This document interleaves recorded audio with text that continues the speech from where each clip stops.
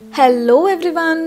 ಇವತ್ತು ಒಂದು ಒಳ್ಳೆ ಬ್ರೇಕ್ಫಾಸ್ಟ್ ರೆಸಿಪಿನ ಮಾಡ್ತಾ ಇದ್ದೀನಿ. ಮಂಗಳೂರು ಬನ್ಸ್ನ ಮಾಡ್ತಾ ಇದ್ದೀನಿ. ಆ್ಯಂಡ್ ಟ್ರಸ್ಟ್ ಮೀ, ಇದು ಮಾಡ್ಕೊಳ್ಳೋದು ನಿಜಕ್ಕೂ ತುಂಬಾ ಈಸಿ, ಬಟ್ ಕರೆಕ್ಟ್ ಆಗಿರೋ ಟಿಪ್ಸ್ನ ಫಾಲೋ ಮಾಡಿ. ಹಾಗಾಗಿ ವಿಡಿಯೋನ ಸ್ಕಿಪ್ ಮಾಡದೆ ಲಾಸ್ಟ್ವರೆಗೂ ನೋಡಿ ಆ್ಯಂಡ್ ಪರ್ಫೆಕ್ಟ್ ಆಗಿರೋ ಮಂಗಳೂರು ಬನ್ಸ್ನ ಟ್ರೈ ಮಾಡಿ. ಹಾಗೆ ಎರಡು ರೀತಿಯಲ್ಲಿ ಮಂಗಳೂರು ಬನ್ಸ್ನ ಮಾಡ್ಕೋಬಹುದು, ಅದನ್ನು ಸಹ ತೋರಿಸ್ತೀನಿ. So let's begin. Welcome to Desi eat Desi love Desi. ನಾನು ಚೆನ್ನಾಗಿದ್ದೀನಿ, ನೀವೆಲ್ಲರೂ ಹೇಗಿದ್ದೀರಾ? ರೆಸಿಪಿನ ಸ್ಟಾರ್ಟ್ ಮಾಡೋಣ. ಮೊದಲಿಗೆ ಇಲ್ಲಿ ನಾನು ಒಂದು ಬಾಳೆಹಣ್ಣನ್ನ ತಗೊಳ್ತಾ ಇದ್ದೀನಿ. ಈ ಮಂಗಳೂರು ಬನ್ಸ್ನ ಮಾಡೋಕೆ ನೀವು ಬಾಳೆಹಣ್ಣನ್ನ ಕಾಯಿ ಇರೋದು ತಗೋಬಾರ್ದು, ಹಣ್ಣಾಗಿರೋದನ್ನೇ ನೋಡಿ ತಗೊಳ್ಳಿ. ಹಾಗೆ ಇದಕ್ಕೆ 1.5 ಸ್ಪೂನ್ ಅಷ್ಟು ಸಕ್ಕರೆನ ಆಡ್ ಮಾಡಿದ್ದೀನಿ. ಆ ನಂತರ 1/4 ಸ್ಪೂನ್ ಅಷ್ಟು ಉಪ್ಪನ್ನ ಆಡ್ ಮಾಡ್ಕೊಂಡು ಚೆನ್ನಾಗಿ ಇದನ್ನ ಸ್ಮ್ಯಾಶ್ ಮಾಡ್ಕೊಳ್ಳಿ. ಈ ಬಾಳೆಹಣ್ಣನ್ನ ನೀವು ತುಂಬಾ ಸ್ಮೂತ್ ಆಗಿ ಪೇಸ್ಟ್ ತರ ಆಗೋವರೆಗೂ ಚೆನ್ನಾಗಿ ಇದನ್ನ ಸ್ಮ್ಯಾಶ್ ಮಾಡ್ಕೊಳ್ಳಿ. ಇಲ್ಲ ಅಂದ್ರೆ ಇದನ್ನ ನೀವು ಮಿಕ್ಸಿ ಜಾರ್ಗೆ ಹಾಕ್ಬಿಟ್ಟು ಗ್ರೈಂಡ್ ಸಹ ಮಾಡ್ಕೋಬಹುದು. This is other option. Okay, ಇದನ್ನ ಮಾಡ್ತಾ ನಿಮ್ಮ ಹತ್ರ ಒಂದು ಸ್ಮಾಲ್ ರಿಕ್ವೆಸ್ಟ್. ನೀವೇನಾದ್ರೂ ನನ್ನ ಚಾನಲ್ಗೆ ಹೊಸಬ್ರಾಗಿದ್ರೆ ಪ್ಲೀಸ್ ಈಗಲೇ ಸಬ್ಸ್ಕ್ರೈಬ್ ಮಾಡ್ಕೊಳ್ಳಿ, ಹಾಗೆ ಬೆಲ್ ಐಕಾನ್ ಪ್ರೆಸ್ ಮಾಡಿ and please support me. Okay, let's continue. ಇದು ಸ್ಮೂತ್ ಪೇಸ್ಟ್ ತರ ಆದ ನಂತರ ಇದಕ್ಕೆ 1/2 ಸ್ಪೂನ್ ಅಷ್ಟು ಜೀರಿಗೆ, ನೆಕ್ಸ್ಟ್ 1/4 ಸ್ಪೂನ್ಗಿಂತ ಸ್ವಲ್ಪ ಕಡಿಮೆ ಅಷ್ಟು ಕುಕಿಂಗ್ ಸೋಡಾನ ಆಡ್ ಮಾಡಿ. ಆ ನಂತರ 1/4 ಕಪ್ಪಲ್ಲಿ ಅರ್ಧದಷ್ಟು ಮೊಸರನ್ನ ತಗೊಳ್ಳಿ, ಅಂದ್ರೆ 5 to 6 ಸ್ಪೂನ್ಸ್ ಅಷ್ಟು ಮೊಸರನ್ನ ತಗೊಳ್ಳಿ. ಮೊಸರನ್ನ ಒಂದ್ಸಲ ಚೆನ್ನಾಗಿ ಬೀಟ್ ಮಾಡ್ಕೊಂಡು ಇದಕ್ಕೆ ಆಡ್ ಮಾಡ್ಕೊಳ್ಳಿ. ಸೊ ಇದಕ್ಕೆ ಒಂದು ಒಳ್ಳೆ ಮಿಕ್ಸ್ನ ಕೊಟ್ಟು ನೆಕ್ಸ್ಟ್ ಈಗ ಇದಕ್ಕೆ ಎಣ್ಣೆನ ಆಡ್ ಮಾಡ್ಕೊಳ್ಳೋಣ. ಈ ಮಂಗಳೂರು ಬನ್ಸ್ ಅಲ್ಲಿ ಪಕ್ಕಾ ಫ್ಲೇವರ್ ಬರೋಕೆ ನಾನು ಇಲ್ಲಿ ಕೊಕೊನಟ್ ಆಯಿಲ್ನ ಆಡ್ ಮಾಡ್ತಾ ಇದ್ದೀನಿ. ಸೊ ಇದು ಇಲ್ಲ ಅಂದ್ರೆ ನೀವು ನಾರ್ಮಲ್ ಎಣ್ಣೆ ಸಹ ಯೂಸ್ ಮಾಡ್ಬೋದು, ಬಟ್ ಕೊಕೊನಟ್ ಆಯಿಲ್ ಹಾಕೋದ್ರಿಂದ ತುಂಬಾನೇ ಸ್ಪೆಷಲ್ ಆಗಿ ಟೇಸ್ಟಿಯಾಗಿರುತ್ತೆ ಅಂಡ್ ಎಸ್ಪೆಷಲಿ ಹೇಳಬೇಕು ಅಂದ್ರೆ ಎಕ್ಸಾಕ್ಟ್ ಟೇಸ್ಟ್ ಕೊಡುತ್ತೆ. ಓಕೆ, ಇಲ್ಲಿ ನಾನು 1 ಸ್ಪೂನ್ ಅಷ್ಟು ಕೊಕೊನಟ್ ಆಯಿಲ್ನ ಆ್ಯಡ್ ಮಾಡಿದ್ದೀನಿ. ಆ ನಂತರ ಇದಕ್ಕೆ ನಾನು 2 ಕಪ್ ಅಷ್ಟು ಮೈದಾ ಹಿಟ್ಟನ್ನ ಆ್ಯಡ್ ಮಾಡ್ತಾ ಇದ್ದೀನಿ. ಆದರೆ ಬ್ಯಾಚಸ್ ಆಗಿ ಆ್ಯಡ್ ಮಾಡ್ಕೊಳ್ಳಿ. ಅಂಡ್ ಫ್ರಾಂಕ್ಲಿ ಟು ಸೇ, ಈ ಮೈದಾ ಹಿಟ್ಟನ್ನ ನಾವು 2 ಕಪ್ 3 ಕಪ್ ಅಂತ ಅಳತೆ ಮಾಡೋಕ್ಕಾಗಲ್ಲ. ಯಾಕೆ ಅಂದ್ರೆ ಬಾಳೆಹಣ್ಣಿನ ಸೈಜ್ ಮೇಲೆ ಹೋಗುತ್ತೆ. ಬಾಳೆಹಣ್ಣಿನ ಸೈಜ್ ಏನಾದರೂ ಸ್ವಲ್ಪ ದೊಡ್ಡದಿದ್ರೆ ಹಿಟ್ಟು ಸ್ವಲ್ಪ ಜಾಸ್ತಿನೇ ಆ್ಯಡ್ ಮಾಡಬೇಕಾಗುತ್ತೆ. ಹಾಗಾಗಿ ನಾನು ಯಾವ ಹದಕ್ಕೆ ನೀವು ಹಿಟ್ಟನ್ನ ಕಲ್ಸ್ಕೊಳ್ಬೇಕು ಅನ್ನೋದನ್ನ ನಾನು ನಿಮಗೆ ತೋರಿಸ್ತೀನಿ. ನೋಡಿ, ಹಿಟ್ಟಿನ ಕನ್ಸಿಸ್ಟೆನ್ಸಿ ಹೀಗಿರ್ಬೇಕು. ಚಪಾತಿ ಹಿಟ್ಟಿಗಿಂತ ಸ್ವಲ್ಪ ಸ್ಮೂತ್ ಆಗಿ ಕಲ್ಸ್ಕೊಳ್ಳಿ. ಹಾಗೆ ಹಿಟ್ಟನ್ನ ಕಲ್ಸ್ಕೊಂಡಿದ ನಂತರ 1-2 ನಿಮಿಷ ಚೆನ್ನಾಗಿ ನಾದ್ಕೊಳ್ಳಿ. ಆಗ ಸ್ಟಿಕ್ಕಿನೆಸ್ ಹೋಗಿ ಹಿಟ್ಟು ಸ್ಮೂತ್ ಆಗುತ್ತೆ. ಆಗ ನೀವು ಮತ್ತೆ 1/2 ಸ್ಪೂನ್ ಅಷ್ಟು ಕೊಕೊನಟ್ ಆಯಿಲ್ ನ ಇದಕ್ಕೆ ಹಚ್ಚಿ, ಬನ್ನನ್ನ ಯಾವ ರೀತಿ ನಾವು ಫೋಲ್ಡ್ ಮಾಡ್ತೀವಲ್ವಾ ಆ ತರ ಹಿಟ್ಟನ್ನ ಫೋಲ್ಡ್ ಮಾಡಿ ಫರ್ಮೆಂಟ್ ಆಗಕ್ಕೆ ಬಿಡೋಣ. ನೋಡಿ, ಹಿಟ್ಟನ್ನ ಈ ತರ ಇಷ್ಟು ಸಾಫ್ಟ್ ಆಗಿ ಕಲ್ಸ್ಕೊಳ್ಳಿ. ಹಿಟ್ಟನ್ನ ಈಗ ಒಂದು ಬೌಲ್ಗೆ ಟ್ರಾನ್ಸ್ಫರ್ ಮಾಡಿ ಇದನ್ನ ಕವರ್ ಮಾಡ್ತಾ ಇದ್ದೀನಿ. ಇದಕ್ಕೆ ನೀವು ಲಿಡ್ಡನ್ನ ಹಾಕ್ಬೋದು, ಇಲ್ಲಾಂದ್ರೆ ಈ ತರ ರ್ಯಾಪ್ ಸಹ ಮಾಡ್ಬೋದು.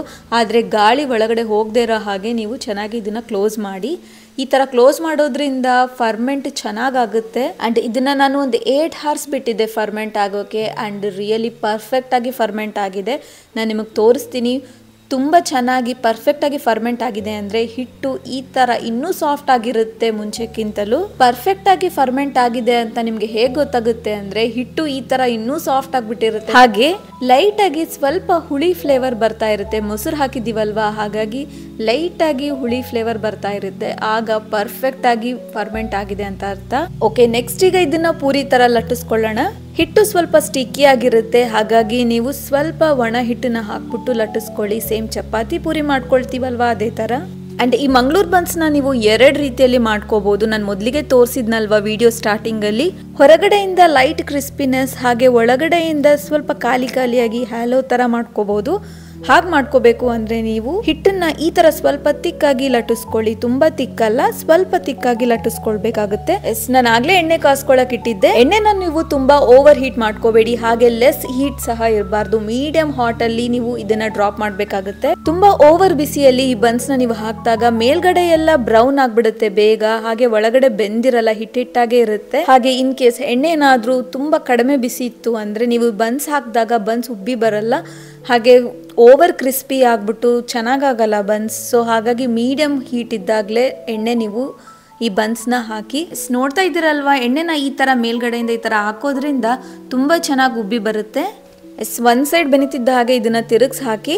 And this is very important, medium ಹಾಟಲ್ಲಿ ಇದ್ದಾಗ ನೀವು ಇದನ್ನ ಹಾಕಬೇಕು. ಹಾಗೆ ಲೋ ಫ್ಲೇಮಲ್ಲಿ ಇದನ್ನ ನೀವು ಫ್ರೈ ಮಾಡ್ಕೊಳ್ಬೇಕು. ಮ್ಯಾಕ್ಸಿಮಮ್ ಅಂದರೂ ಇದನ್ನ ಫ್ರೈ ಮಾಡ್ಕೊಳ್ಳೋಕ್ಕೆ ನಿಮಗೆ 1.5 to 2 ನಿಮಿಷ ಆಗುತ್ತೆ ಅಷ್ಟೇ.